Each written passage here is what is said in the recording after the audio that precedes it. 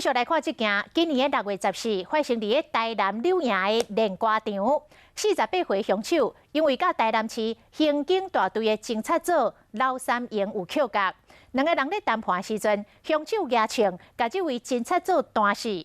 当时这件事震惊社会，地方法院早起来宣判，判这个台警察的凶手19年2个月，会当过来上诉。爱做运动，人缘真好。这个是台南市刑大警察组老三营在线影片，伊搁捌当选过模范警察。伫今6月14透早，柳营这间练歌场谈判时，和进前界有9分过姓梅的查甫人牙枪拍死。犯案了后，迄一天就互人掠着啊，凶嫌被掠到警察局时，民众一直骂。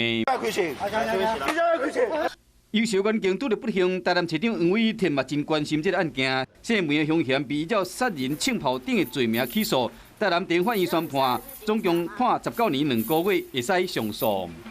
因谈判时与刘三荣再起争执而心生不满，竟基于杀人之不确定犯意，持预藏之枪弹朝刘三荣射击1枪。